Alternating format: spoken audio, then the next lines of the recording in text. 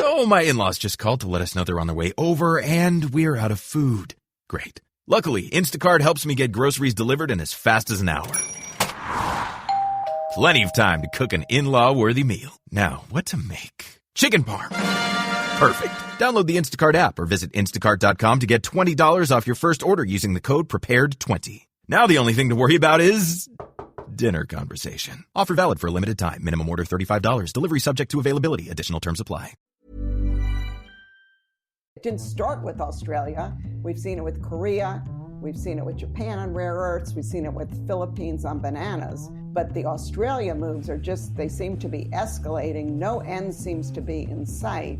And frankly, I don't think it's going to end with Australia if there is not an international response, because what does China conclude then? Basically, they have the market power to do this, and it's cost-free. So the message to other countries is, don't criticize us, because we'll hit your products next. Wendy Culter spent 28 years in the office of the U.S. Trade Representative, leaving government service in 2015 after working on the likes of Chorus, the TPP, and a number of bilateral agreements with Japan. Wendy is currently the vice president of the Asia Society. Welcome to China Talk. Well, thank you. Glad to be here. Maybe let's start off with your reflections on how you would compare Chinese trade negotiators to other counterparts you've interacted with around the world. When I think of my negotiating days with the Chinese, a couple of things stand out.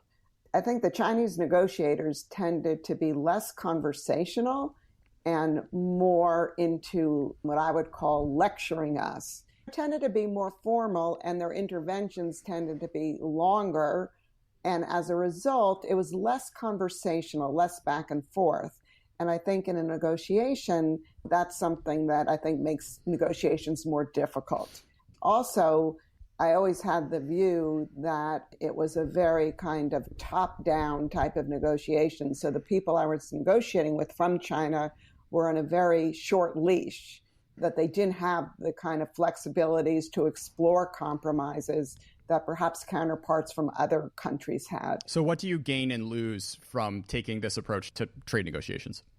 I think it makes it more difficult to reach a deal, frankly, because you want to establish a trustworthy relationship with your counterpart. You want to be able to explore different landing zones. And if it's more formal, that becomes more challenging. And also, if they don't have flexibility, then that means that every time you talk to them, you need to take a break or you need to wait a month and then they'll get back to you. So it drags out negotiations in terms of length, but it could also mean just harder to reach mutually acceptable outcomes. Let's take it back to the Obama era trade policy. So the Jake Sullivan / Hillary Clinton 2016 campaign critique of Obama era, but really just sort of Democratic centrist trade policy in the past, 20 years, but particularly during the campaign, it focused on the TPP, was that U.S. trade policy wasn't as laser focused as it should have been in helping the middle class. And that was a big reason why Trump was able to turn this more moderate critique up to 11 and turn it into an actual successful campaign issue. So I guess my question for you is, to what extent do you sort of buy this logic? There's definitely some validity to this. And frankly, as an official in the Obama administration, we were recognizing that over time, that the input we were getting from stakeholders all around the country was suggesting kind of a trepidation, anxieties, wanting to do more, for example, in the labor side, wanting to do more to promote the ability of the U.S. to restrict imports if needed. And we were responsive to those concerns, but I think we were not sufficiently responsive, and that kind of played out with how the TPP was addressed during the 2016 presidential campaign. So I think Trump was able to really tap into that economic anxiety. Where I differ, though, is that while I think trade agreements do play a role in all of this, I think sometimes people's expectations of trade agreements are just too high, that they think that they're designed to address issues like income inequality. And while I think they play a role in that debate, I think that domestic measures, effective domestic measures, need to go hand in hand with trade agreements. And so what I would argue is the traditional trade adjustment assistance program, which was always kind of tacked on to congressional legislation, was not adequate, right? It didn't work. Enough workers and communities were not soliciting that assistance. It didn't go far enough. And so I would hope during the Biden administration, we're already seeing signs, but there's going to be a real focus on building U.S. competitiveness, which also includes education and worker training. I mean, those types of issues need to go hand in hand with trade agreements, and trade agreements alone can't solve those problems. Yeah, my big takeaway, especially through 2020, is like you look at the China shock paper and the impacts that had compared to like 1 week of COVID are just, you know, it's apple and oranges, the level to which other domestic policies can, I mean, the size of other domestic shots as opposed to these trade deals will have on the American worker more broadly. And you know, the other just big phenomenon that was happening at the same time as we were opening up markets more and more, including to China, was frankly advances in technology, which have huge impacts on jobs and productivity. Coming to China then, in broader U.S. foreign policy circles and to a more and more extent in the public at large, there's been a rethinking of how the U.S. should approach its relationship with China, which, as I see it, derives from America concluding that China is not trending towards that Robert Zwellick responsible stakeholder, and the terms of engagement on which it wants to base relationships with other countries isn't really acceptable to the U.S. So maybe first off, to what extent do you buy into this larger shift about how the U.S. blob views China? Yeah, so when I think of U.S.-China relations, for me, it's easiest to go back to 2001 when China joined the World Trade Organization. And I think there were two expectations that were in place at that time that were frankly never met. The first was that China was on an inevitable trajectory of reform, and that China was reforming, China was opening, and that the WTO was just going to accelerate this trend. And that did not materialize. I disagree, however, that it was a mistake to let China into the WTO. China made a lot of reform, and undertook a lot of market opening at that time, and their top leadership was committed to reform and market opening. The second expectation was that there would be future negotiations, market opening negotiations in the WTO, so China would continue to make concessions in future negotiating rounds. But what happened simultaneously with Chinese accession to the WTO is that the WTO membership expanded and it became more and more difficult for countries to reach new trade agreements and to agree to cut their tariffs further. So we kind of, and you know, we're in a world now where the rules with China in the WTO, for the most part, have stayed put at the rules that were agreed to when they acceded, and that wasn't supposed to happen. And so as a result, you know, we have a situation where a lot of its practices are not adequately dealt with by current WTO rules. And we've also seen not only the trajectory not moving to reform and market opening, but I would argue it's going in the opposite direction. We're seeing more and more state involvement in their economy. Yeah, we're seeing some market opening, and for example, in the financial services sector, but many other sectors, we're seeing increasing barriers, both formal and informal, which are presenting huge challenges, not only for U.S. companies, but for other companies of countries from all around the world. Yeah, and of course, it's not just the trajectory of economic policy, right? Maybe Bloomberg can sell more terminals in China now thanks to new policies, but just yesterday, one of the research assistants in Bloomberg China disappeared. So there's both aspects of this to contend with, for sure. Right. I mean, the markets are closing and the society is closing at the same time. So this sort of coming back to 2001 and this sort of like dream of another Zhu Rongji. For a little context, this was a premier of China who was committed to reform and sort of saw the WTO negotiation as a way to pry open SOEs and do major liberalization. And what I found fascinating in the reporting of Trump-era trade policy was the fact that Robert Lighthizer got convinced that that person existed. So I guess my question is, like, if that strain is more or less dead, or just sort of a facade in 2020 that Chinese trade negotiators put up to the U.S. to convince us that, you know, things will turn around at some point. Like, if that person is not going to be there while she is in power, what else should we start questioning when it comes to our approach to China trade? Yeah, you know, through the years, many different approaches have been tried to China trade, including the latest approach of tariffs. But let's recall, during the Bush administration, they initiated a lot of these big dialogues with China aimed to kind of, let's all get in the room, all the different agencies from both governments, and try and work through these issues. And if we can solve some of the macroeconomic issues, that by definition, they will help trade. During the Obama administration, and particularly in the first term, there was a lot of emphasis placed on filing suits in the World Trade Organization against China. And in fact, the U.S. scored many victories with respect to the cases it brought against China in the WTO.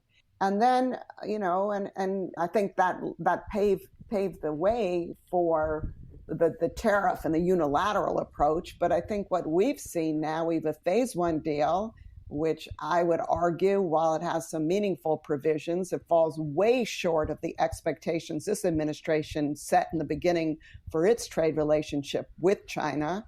And at the same time, we have tariffs in place on $370 billion worth of Chinese imports that China's not paying. U.S. companies and U.S. workers are paying, U.S. consumers are paying those tariffs. So I don't think that approach is right either. And I think what this all suggests is that there's no kind of silver bullet here. But one thing I think we could be doing a better job, and this is something that the Biden team is putting a lot of emphasis on, will be working with allies and partners. Because I think after kind of this go it alone policy over the past 4 years, what it suggests is that's not working. If we can bring the force of many other countries that share our concerns, then perhaps together we can all convince China that the status quo is unacceptable. Back this summer, I asked for your donations after calculating that the revenue per hour I make making China Talk was around $5 an hour. Thanks to your commitments, there was a little bump, but I basically poured that money into hiring an editor to help me clean up these episodes, and then use the time saves to pump out close to 2 shows a week in recent months.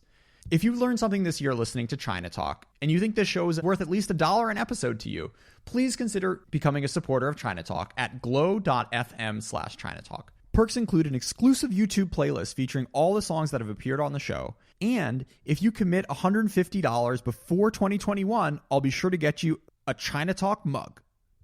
Wendy, what would the world look like if the WTO just completely died?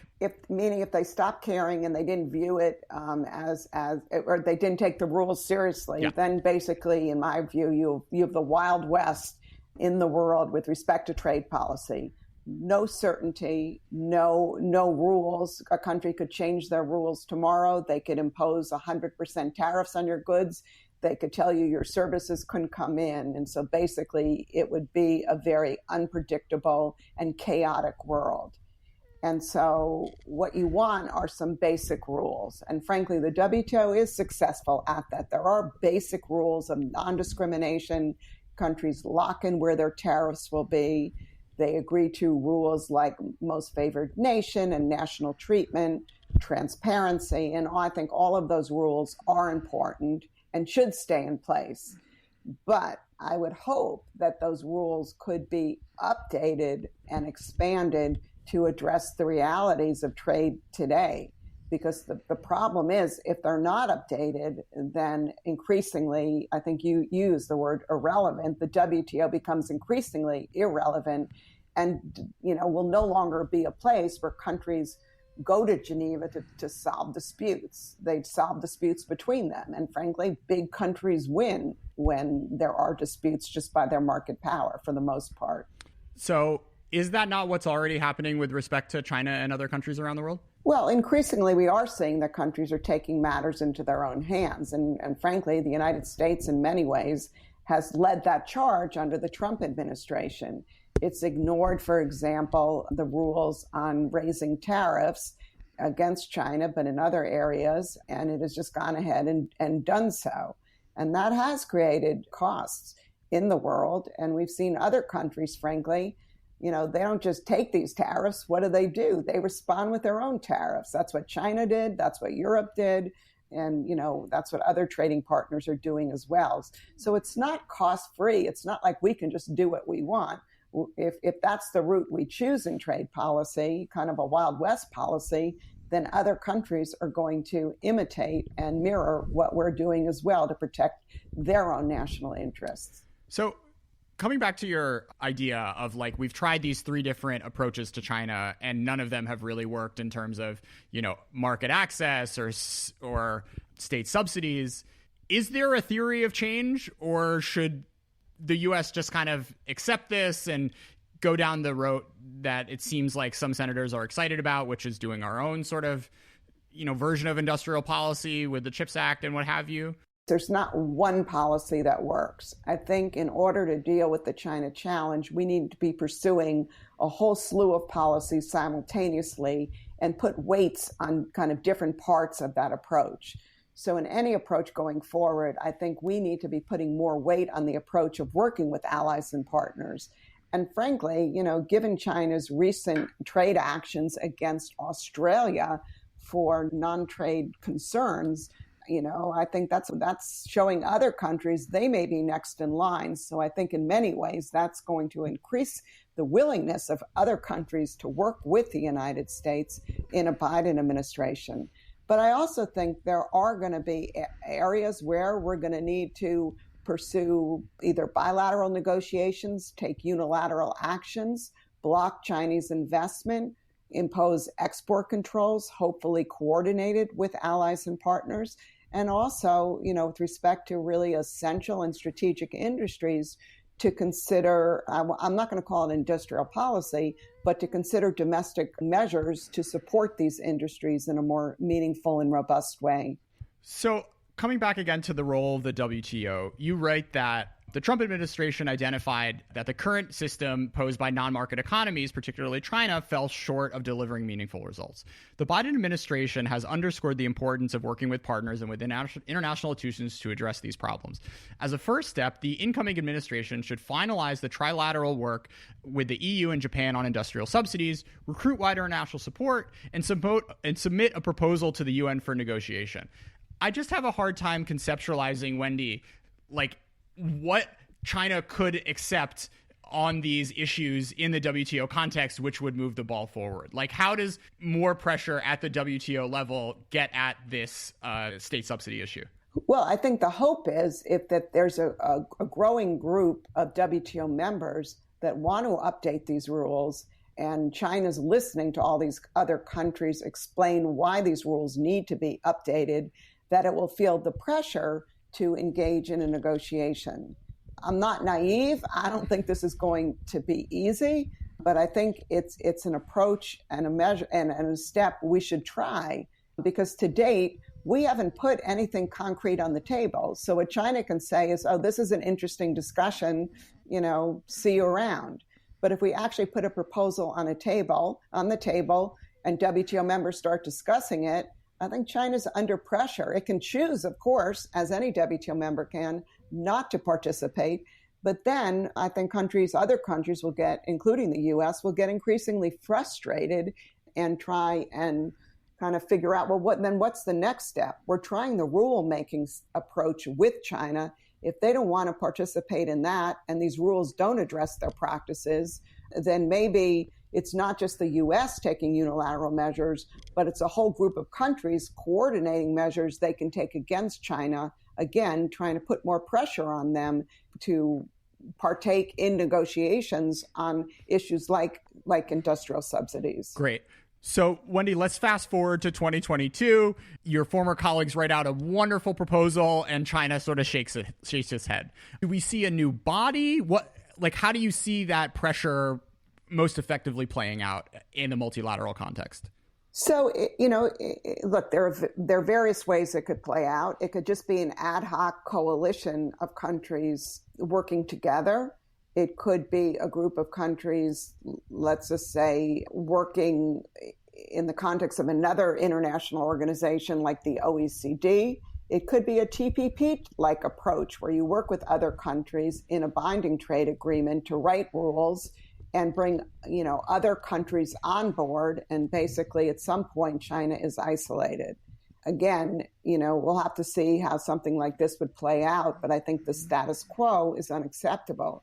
And what's so disappointing for me with the Phase 1 trade agreement, that if you read what the administration was trying to achieve in these negotiations, and you think of all the firepower they put into this negotiation, at the end of the day, they didn't have the staying power to really address the tough issues that needed to be addressed. They chose to pocket what they'd achieved already. They talked about a Phase 2 deal, and 10 months later, they never launched that negotiation. The Chinese kind of tired them out. There was negotiating fatigue.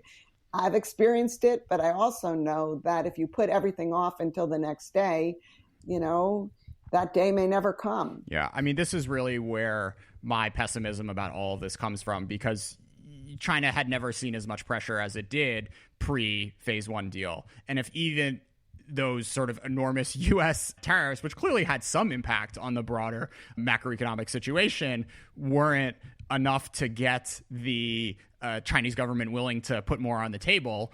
And, they're still living with a lot of tariffs right now, right? So it's not like they've completely gotten out of the woods on this one. But if that didn't get any movement on the state subsidy stuff and the market access stuff, it leaves me very pessimistic that any sort of softer, hey, let's, we'll welcome you back into the 10 as long as you sign some new rules type approach is going to have much success. Yeah, but again, it was unilateral. And so I think we need to give another shot at kind of a multilateral approach. And again, if our other trading partners are also kind of feeling the same thing, and if it wasn't just the U.S. restricting access to its market, but other countries as well, I think we should give that approach a shot. Great. So let's take that idea and put it into the context of what we've seen in Australia and China over the past few weeks.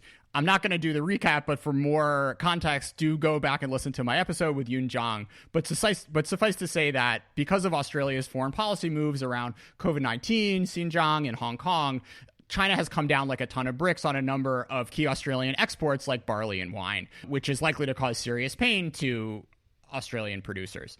So I have 3 harebrained screams for you. The first comes from Matt Klein, economics writer at Forbes. If Chinese consumers won't buy Australian wine, the U.S. federal government would. There are several ways to do this. The most straightforward approach would be for Congress to appropriate money to buy Australian and other allied products, financed by issuing bonds. Alternatively, if budget scoring were a concern, the government could create a special purpose vehicle to buy and hold Australian wine and other commodities in storage, financed by borrowing from the Federal Reserve. A Strategic Shiraz Reserve, the U.S. government could hold onto its stockpile of non-perishable goods until the Chinese government relented, at which point the U.S. could gradually sell whatever it had accumulated onto world markets, either at a profit or at a small loss.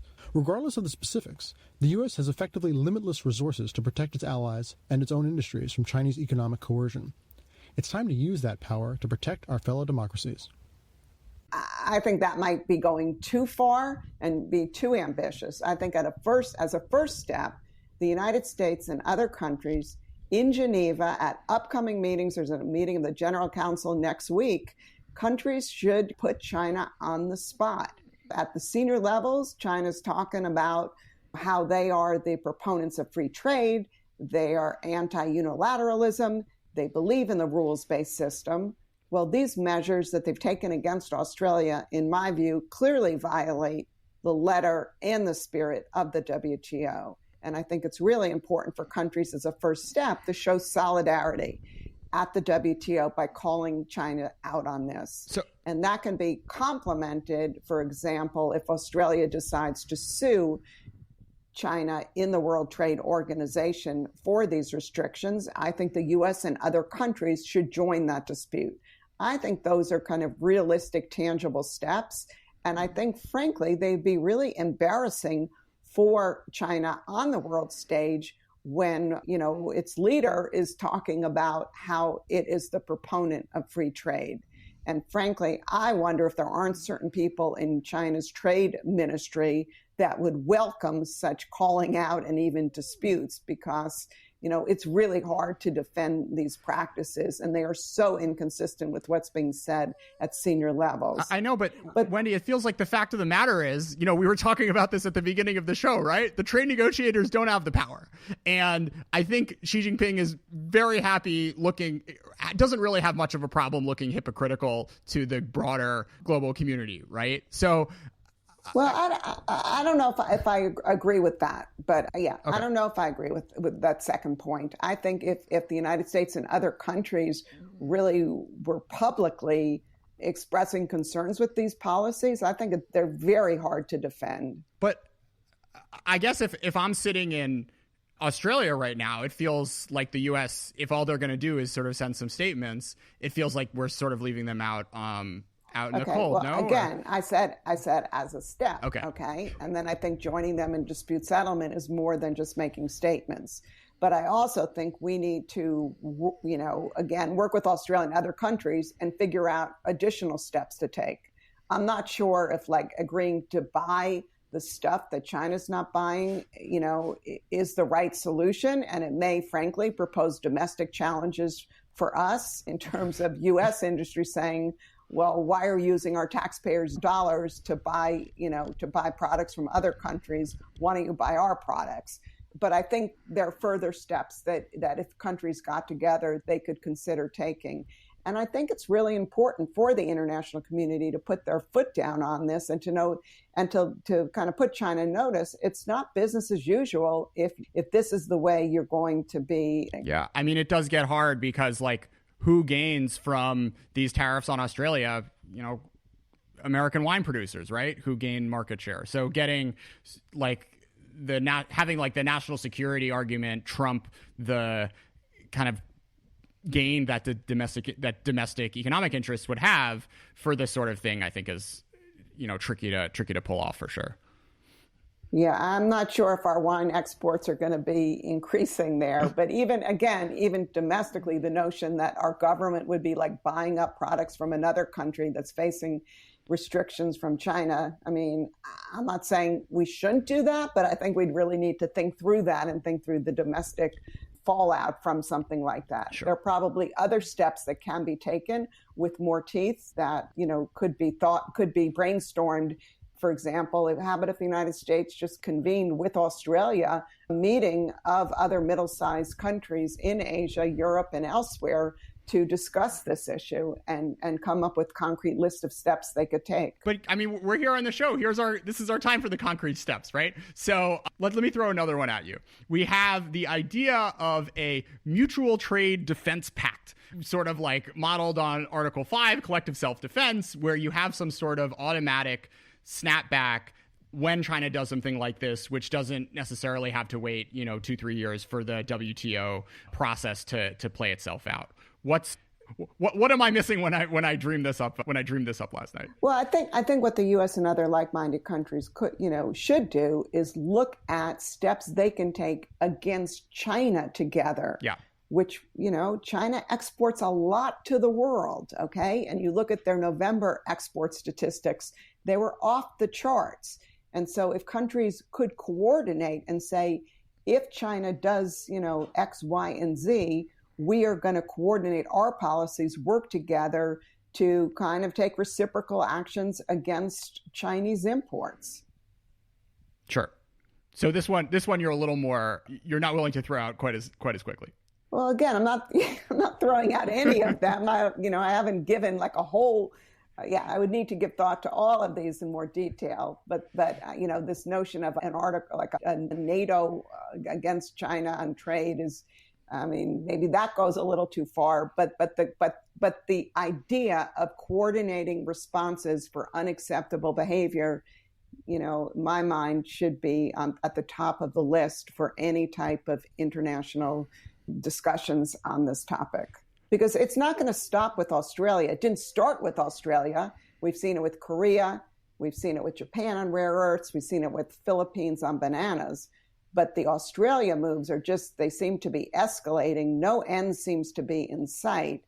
And frankly, I don't think it's going to end with Australia if there is not an international response, because what does China conclude then? Basically, they have the market power to do this, and it's cost-free. So the message to other countries is, don't criticize us because we'll hit your products next. And I think on that, we're in complete agreement. Thinking about the toolkit that the executive branch has to address these sorts of issues, do you think Section 232 and 301 are enough, or should Congress consider adding something to USTR's bag of tricks if this is the sort of game that we end up playing in the next few, for the foreseeable future? I'm a proponent of a really detailed review of our existing group of trade laws and to test whether they are adequate. Like, one area where I think they are inadequate is the whole area of overcapacity. And that is where China is pouring huge amounts of money into subsidizing and providing financial assistance to certain industries. And it's just a matter of time before the products of the companies that receive these subsidies are going to be exporting them in huge volumes and creating huge international trade distortions. And the way our trade laws are written, by the time you can respond, to these types of practices, it's often too late. So this is a concrete example of kind of a practice where I think our trade laws should be updated to allow responses at an earlier time and to have kind of a less burden on the petitioner, for example, to have to show concrete harm or concrete injury. In other words, if you look at industries like the solar industry and frankly now the semiconductor industry, it's quite apparent that there's no way China's building up these industries just for its own domestic consumption. It wants to kind of lead in these sectors and sell these products overseas over time. And so I think we need to be able to act quicker, smarter, and earlier. But I think overall, we need to look at our trade laws and to see if they work, if they're agile enough, if they really get at the right problems, and if we need to have any either adjustments or additions.